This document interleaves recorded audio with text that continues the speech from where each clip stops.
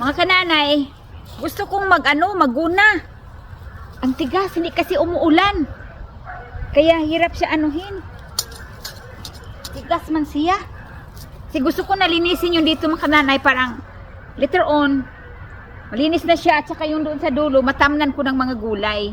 Pero spring pa ngayon sa amin, ano pa yung, ang ano namin, ang weather ay off and on, lalamig, tapos minute, parang babae na nagminupos mga kananay ba?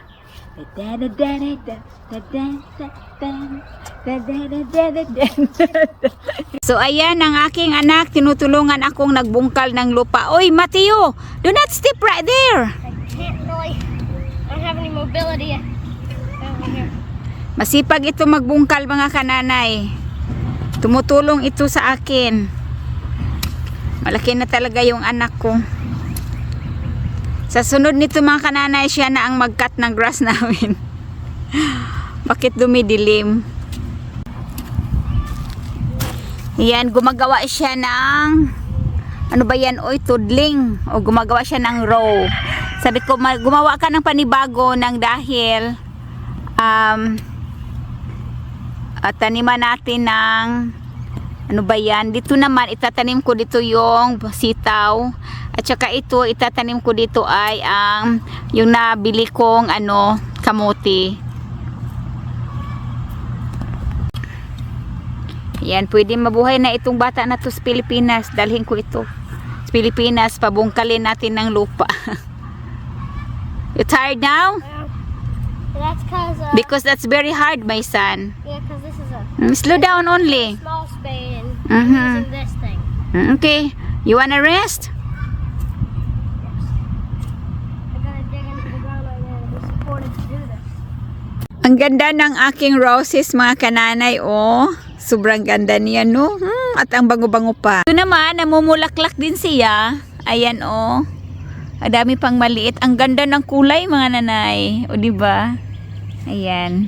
Dito naman, namungingi ang kanyang bulaklak. Look at that, mga nanay. Woo! Hindot ka siya tanawon, oh. O, diba? Bunggang-bungga sa bulaklak. Mayroon din tayong beautiful pink dito. Ito din siya dito. Namumulaklak na siya ng marami. Ayan. Of course, mayroon ding white. So ito na nga, habang nasa trabaho ang aking asawa at nasa school ang aking anak, ang nanay Jenny naman ay umarangkada dito sa aming garden. Kasi 60 plus na ang weather namin sa umaga, so pwede na ito mga kananay. Kasi nga ang una kong tinanim ay nagkasira-sira ang dahon, pero sana babalik pa yon. So ito naman, karga-karga ko papunta dito sa dito sa tawag doon dito sa garden. At itatanim ko siya no mga 8 or 10 piraso. Nagbili ako ulit ng ng talong. Diyos ko mga kananay, itong ganito dito, ang mahal-mahal. Ng 4.98 so plus tax, so ilagay na lang natin ng $5 each. Ang mahal-mahal para sa akin mga kananay kasi nga maliit naman yan, 'di ba? Penny is basta tipid tayo. So mga kananay, ito na nga tinatanim ko na siya. Walang kaulan-ulan mga kananay, pero malambot pa rin ang ang ground niya nang dahil nga pinupulverize na namin yan ni Matthew noon at saka ni Tim. So ayan na nga, marami na siyang gamot, so pagkatapos niyan ay didiligan ko na lang. So kailangan nating magsipag kasi gusto mong kumain, magtanim ka, ganun lang yung kasimple. Wag lang yung gusto kong kumain ng ganito ng ganun tapos wala naman sa gawa. Kailangan na sa gawa. Wag lang talak ng talak. Kailangan gawin muna bago magtatalak. O, tingnan nyo ako. Nagtatalak ako habang gumagawa. Kailangan mga nanay. Joke lang yun ha. Yung paano. Yung ano ba yun mga kananay? Yung boses natin ba? Kasi nga Bisaya nga tayo. Talaga yung boses, yung ano ba yun mga kananay? Yung matigas ba? Oo. Tapos akala mo may kaaway. Wala naman akong kaaway. Oy, sino bang kaaway ko? Alright. So, mga kananay, isang row talaga yan. So, mga 14 piraso yan siya mga kananay. No? So, kung yan ay mamunga lahat, tiba-tiba ang nanay G. Jeannie. So, ang gagawin ko naman dyan, pag namunga na yan siya, of course, alagaan ko muna bago yan siya mamunga, mga kananay, no? Diligan, linisan, ganyan. So, ano ko lang, i-steam ko lang siya, tapos ilalagay sa refrigerator. Kasi, during winter, mga kananay, makakain pa rin ako. At saka, masarap ito na, na eggplant. Kasi, Japanese eggplant, ito mga kananay. Manamis-namis ang lasa at kulay green ang ilalim niya. At saka gusto ko talaga diyan yung linghod pa. Ayaw ko na yung guwang na. Nang dahil yung linghod pa mga kananay o yung bata pa, ano bang tawag niyan sa sa Tagalog, no? Nagkahirap-hirap man ako dito. Hirap. Basta linghod pa pag herbicide mo, tapos yung kulay ng kanyang buto niya ay kulay green pa, pati yung yung sa loob. Kaya ayaw ko yung herbicide yung yung guwang na, yung matigas na siya, kasi nga yellow na yung brown na yung ng buto niya, ayaw ko yun.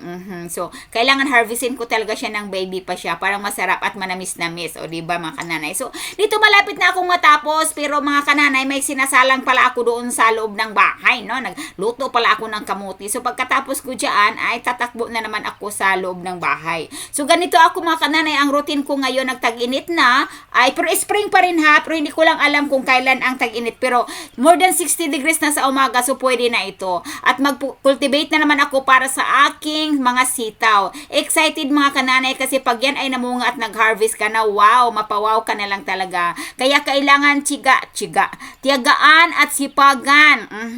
Wag nang daldal ng daldal. Kailangan gawin para makakain. May kasabihan, gusto mong kumain? Magluto ka. Gusto mong kumain? Magtanim ka. Ganun lang yun kasimple. Ganyan po ang aking prinsipyo mga kananay. Para sa akin, bawal po sa akin ang ang tamad-tamad sa sarili ko. Walang tamad-tamad sa akin, kailangan bilisan. Kailangan para lang tayo nag-cha-cha-cha at tras abante dito. Pero wag lang kalimutan yung nakasalang sa loob. Titingnan ko maya-maya ng konti kung yan na ba ay naluto na ba. Kasi kailangan kong magluto ng kamuti mga kananay. Yung kamuti nila dito, ibang klase din. Mas masarap yung kamuti natin, mas matamis. Pero okay na rin, kamuti pa rin yan. Ang importante mga kananay na may fiber, kasi fiber kailangan sa ating katawan para madali ka makapunta doon sa bathroom. Yun na nga. Joke lang yun ang nanay. So, ayan na mga kananay, no? May 14 kapuno ako na talong or eggplant. Parang mayroon akong gugulayan. Masarap yan lahat. Masarap lahat yan. So, pag sarili nating tanim, alam natin kung ano ang mga nilalagay natin dyan. So, mayroon akong diba, talong mga kananay, na tapos na Nanay Jeannie, magic. 14 kapuno, 14 kapuno, no? So, pag yan ay namunga lahat mga kananay, tiba-tiba na si Nanay Jeannie dyan. Kasi gusto kong kumain ng vegetable now, kailangan kong magtanim. Ayan po. Hala, sige birada. So, balik muna ako sa loob mga kananay, kasi nagluto pala ako ng kamote. Pagka mamaya mahubsan. Ano bang Tagalog sa mahubsan mga kananay? Mamalhan. So, ayan, no? Titingnan ko muna ang aking saging kamuti. Kasi hindi na kumakain ako ng rice mga kananay. Kamuti na ako because kamuti is more fiber. Di ba? So, titingnan na natin ang ating kamuti. Naluto ka na ba? Wala pa ata. Matigas pa siya mga kananay. Mas matigas pa sa mukha ko. So, ito na nga. Samantala pa lang, kahapon nandoon ako sa school ni Mateo kasi nag-attend ako ng awardee. Yung biyanan ko palang lalaki, ang aga pala niyang nag-pass by dito sa bahay. At dinalhan kami ng maraming tomato kasi pumunta pala siya sa flea market at may nakita siya doon na medyo mura lang siya at binili niya ang kaniyang daughter-in-law binili niya ang kaniyang magandang daughter-in-law. Joke lang mga nanay. Kasi alam ng biyanan ko na mahilig talaga akong magtatanim. At siyempre, alam naman nila na mabait ang kanilang manugang. Maganda pa, mabait. Joke lang nanay. Nanay Jeannie, carry my own chair. Joke lang yun mga nanay ha. Joke lang yun. Okay. So, ayun na nga. Binili kami ng maraming tomato plants ng aking biyanan na lalaki kasi nga nagpunta siya ng flea market. Dumaan pala siya rito sa bahay. Ngayon, pag-uwi namin ni Matthew, kasi pagkatapos ng awardee, dala-dala ko na si Matthew kasi wala namang klase, gusto niyang umuwi. So, nilag out ko na lang siya doon sa, sinign out ko na lang siya doon sa school. So, ang sabi ni Matthew habang nandoon kami sa labas nang dahil pag nandito na ako sa bahay, nasa garden talaga ako. Sabi ni Matthew, Mami, ba't ang dami nating tomato? Sabi ko, wala ako napapansin na tomato mga kananay. Sabi ko na lang kasi nga, busy ako mga kananay sa pagbungkal ng lupa. Sabi ko, baka yung daddy mo. Noong pumunta ako sa porch mga kananay, sabi ko, totoo palang sinabi ng anak ko, ito nga ang seedling na ito, ang dami-dami. Sabi ko, baka naman yung daddy mo bumili kagabi. Tapos, tinanong ko, pagdating ni Tim, tinanong ko siya, sabi ko, Tim, bumili ka ba ng mga tomato plant? Sabi niya, hindi. Sabi niya, ganon. Sabi ko, ba't ang dami? Sabi niya, saan? Sabi ko, sa porch. Sabi ko, ganon. So, tiningnan nga niya, sabi niya, baka naman si daddy. So, ang tinawagan kaagad niya ang kanyang daddy ay, yun na nga, dumaan pala dito sa bahay at dinalhan ang kanyang magandang manugang. Joke lang mga nanay ng tomato, parang itatanim. Pero pasalamat naman din ako nang dahil nga yung mga tinanim ni Tim ay parang hindi maganda mga kananay, nang hindi siya tumubo. Tumubo siya pero parang not healthy. So ito nang ang dami-daming dinala ng daddy ni Tim sa amin. So, ngayon kinaumagahan, pagdating ko galing sa school ng Hati di Matthew, kumain muna ako mga kananay kasi nga umaambon. So, tinanim ko kaagad kasi baka umuulan at maganda yan para sa mga pananim. So, ayan na nga mga kananay, tinatanim ko na siya at ako talagay tuwang-tuwa. Nang dahil nga mga kananay, akala ko bibili kami. Pero, apparently mga kananay, ay hindi na kami bibili kasi binibili na kami ng tatay ni Tim. So, ito na nga, So, nakapagtanim na ako dyan. Meron na akong kangkong sa paso. Nakapagtanim na ako ng kamote. Sooner mga kananay, siguro mga 2 weeks lang ako'y makapag-harvest na ng aking kamuti, talbos ng kamuti mga kananay. Wow! Ang sarap-sarap yan. Tapos nakapagtanim na ako ng malunggay mga kananay, yung seeds mga kananay, yung tinatanim ko. So, yung garden na yan, ang paligid dyan mga malunggay. Hindi ko na ipinapasok sa loob ng fence yung malunggay. Ang pinapasok ko lang mga kananay, yung kinakain ng may pumupunta kasi ditong mga hayop mga kananay at kinakain nila ang aking pananim. So, kinakain nila yung tomato, yung kangkong, yung potato, yung kamuti ba, at saka yung ano pa ba bang kinakain, yung okra. So dito ko ipapasok sa loob ng fence. May fence kasi ito yung ano ba yan mga kananay, yung invisible or visible. Invisible. So, ngayon mga kananay, kasi ang alugbati ay hindi nila kinakain. So magtatanim ako ng saluyot din doon sa labas kung hindi ba nila kainin. Kasi nga, yung mga gulay na yan ay hindi nila kilala. So ang kinakain lang nila, kilala lang kinakain nila. So, magtatanim ako sa labas ng malunggay at saka yung alugbati and saka yung yung saluyot. Kasi hindi rin nila kilala yan. So, sooner mga kananay ay ito'y tutubo na, ito'y nakakatuwa ng tingnan. Kasi pag tumubo yan lahat, tapos dinidiligan ko, tapos nililinisan. Ang mga pananim ko ay ang taba-taba. Kasi ang nagtatanim ay may magandang puso. Kaya ang tumubo ay maganda rin. Joke lang mga kananay. But that's true mga kananay. Kasi ako mga kananay, nag-i-enjoy ako sa aking mga ginagawa. Hindi ko ginagawa ng labag ng aking loob mga kananay. Ganyan talaga ako. Ginagawa ko yan ng dahil gusto ko and I'm happy. So sa pagtatanim ay happy ako kasi happy din naman ako mag-harvest mga kananay. Tapos meron na akong mga gulay na mga preskong gulay o isasalang natin sa kaldero tapos manamis-namis pa. So marami din nagsasabi sa tomato nang nagluluto ako ng buto-buto ng tadyang ng baka niluluto ko.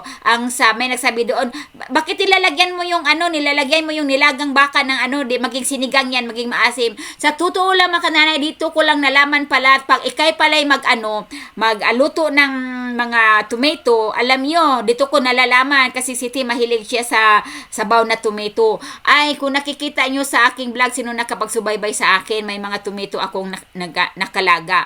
Alam nyo ba na manamis-namis? Kaya ako mga kananay, pag nagluluto ako mga kananay, wala akong ibang pampalasa na ginagamit. Ang ginagamit ko lang mga spices katulad ng bell pepper, tomato, onions, dinadamihan ko ng ganyan kasi that is a natural flavor. Kaysa naman lalagyan mo ng mga pampalasa kung ano-ano nang mayroon dyan. Kaya minsan pag gumagamit kayo ng mga yung mga pampalasa katulad ng yung Maggi or whatever, ano man yan, yung kulay yellow, ay sasakit yung ulo kasi may mga MSG yan. Tapos sinasabi naman nila na ang MSG ay din yan, mga visible. Yes, mga visible yan, pero may hinahalo yan parang maging addict ka sa lasa niya at bumili ka ng bumili. Well, sa bagay bagay, wala naman ako doon kasi hindi naman ako. Wala rin akong pamphili dyan. At dito malapit na akong matapos mga kananay, no? So, nakoy nagpapasalamat talaga sa aking biyanan kasi dinalhan talaga niya kami dito mga kananay. So, ganyan ka-thoughtful ang aking biyanan mga kananay, ganyan kabait.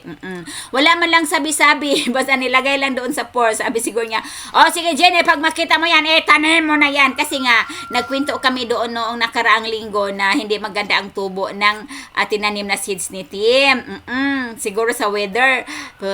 Palakapi pala yan sa brain ng daddy ni Tim. So, ang daddy ni Tim ay pumunta sa flea market mga kananay. So, ganyan po kabait ang aking biyanan. Kaya napakaswerte ko talaga. Kasi kung diyan sa atin, mayroon naman talagang mga biyanan, mga kananay na hindi talaga maganda ang trato doon sa kaniyang manugang. Porke lang kung ang manugang mo ay lawyer, manugang mo ay may professional, ayan, maganda ang trato sa iyo. Pero dito mga kananay, hindi ko ramdam talaga yan. Ramdam ko talaga ang kanilang pagmamahal. Biruin mo lang, nagkikwento lang si Tim na hindi maganda ang kanyang ang tinanim na seedling, yung mga seeds na nilagay niya sa paso, ay pumunta kaagad yung papa niya kinabukasan doon sa sa flea market. At yan na nga, binili kami at dinalang kami ng isa katutak. So, ang problemahin ko na lang kung paano itanim. So, umaambon mga kananay, baka later on ay uulan siya.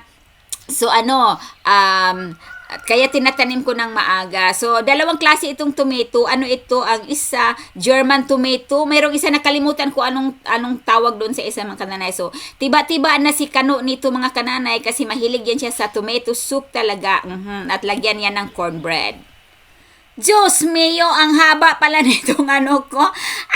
Ang haba pala. So, ayan ang Nanay Jenny. Nililinis din niya pagkatapos niyang Wag niyong pansinin ang aking tudling mga kananay kay naghiwi. Naghiwi. Pero ayan, tapos na ang Nanay Jenny at nagpalakad-lakad na lang. Pero marami pa akong gagawin sa loob ng bahay at sa labas. So ito, marami akong kamatis na tanim. Isa't kalahating row ito mga kananay. Kasi ang aking asawa na Amerikano ay mahilig talaga yan ng tomatoes. Ayan. Yan mga nanay, no? So, tomato. At yung doon ay sitaw yan. Tingnan nyo yung talong ko mga kananay. Ay, gumaganda na parang sinanay. Joke lang ang nanay yan. Pag yan ay namunga lahat, ay naku, tiba-tiba ang Nanay Jenny. So, ito na. Masaya ang Nanay Jenny. At ngayon mga kananay, magtatanim pa ako ng kangkong, ditets at saka okrats.